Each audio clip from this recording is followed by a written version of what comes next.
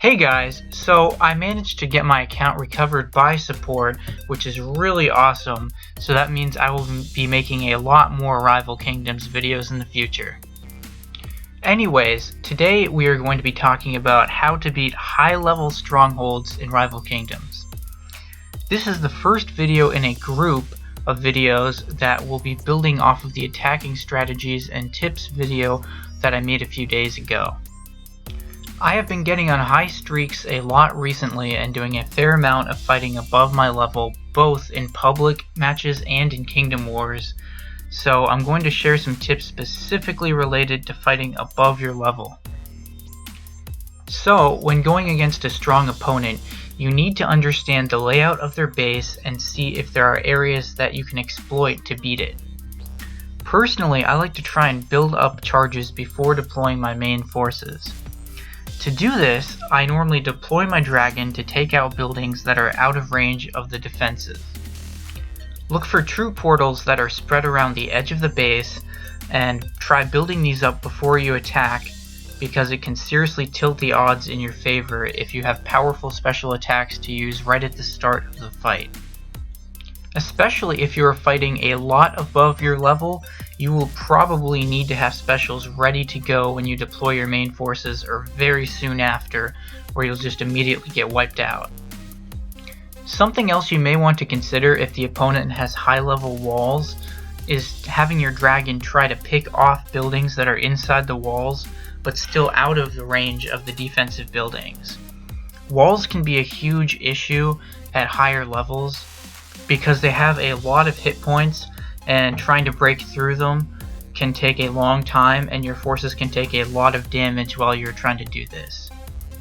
There are quite a few high-level bases that you can actually pull this off on and totally avoid having to break through the walls, which is instantly a game changer sometimes. Obviously, it helps to have boosts or kingdom reinforcements. Boosts will get you will get at various points in a streak, but the most reachable is the relic chest you get when you hit a 4 battle win streak. These are relic chests, and they generally are the ones that contain the boosts. The boost troops tend to be better than the kingdom reinforcements, but it's still worth looking at what you have before going into a fight. If you're planning on fighting a high level base and you know you really want the win, I would normally wait until I have a boost, and a pretty good boost at that. So just try grinding some win streaks to get those chests. Another thing that helps is to pick an ancient that will buff your troops in some way to try and make them seem stronger than they actually are. Personally, I like Berna a lot, the epic ice ancient. She has a special attack called Boost that heals your troops and increases their speed, damage, and damage mitigation by 30% for 10 seconds, where I currently have her at level 25. However, Berna is pretty rare, and I don't even know anyone else in my kingdom who has her, so that may not be an option for a lot of people. Taliesin is also hard to get, but I got mine from a regular relic chest, so just keep grinding chests, I guess. Taliesin has Lightning Shield, which reduces all damage taken to 50% and grants total immunity to spell towers equipped with Arc Lightning for 9 seconds, where I have him at level 14, but it would probably be higher for most people.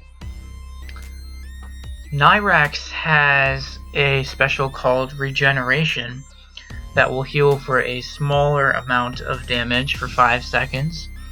I do not have Nyrax leveled up, but I would assume if you do, he would be able to heal for a pretty decent amount. And he's also an ancient that a lot of people have, so he could be a pretty good option. Kestra has a special called Wind Fury, which improves movement and attack speed by 50% for 5 seconds, unleveled. The issue here, though, is that Wind Fury is the top streak for Kestra, so it would take a lot longer in the battle to get, unlike the rest of these, which are mostly all middle streaks, so pretty reasonable to get. Emberclaw also has a top streak that can do some healing. Sulric's Blackened Armor special halves the damage from all spell towers. Lyris has a special called Overload that increases movement and attack speed by 40% for a short time. And finally, Forveil can reduce all damage taken by 50% and some immunity to spell towers. There are other ancient powers that work too, but I think you get the idea. By using abilities that buff your troops either by reducing the damage they take or increasing the damage they deal, you can easily fight with bases that should be out of your range. You're basically making your troops stronger than they actually are. The key to this is really building up charges before you deploy your troops. So, thanks for watching another one of my strategy discussion videos, and I hope you found something useful.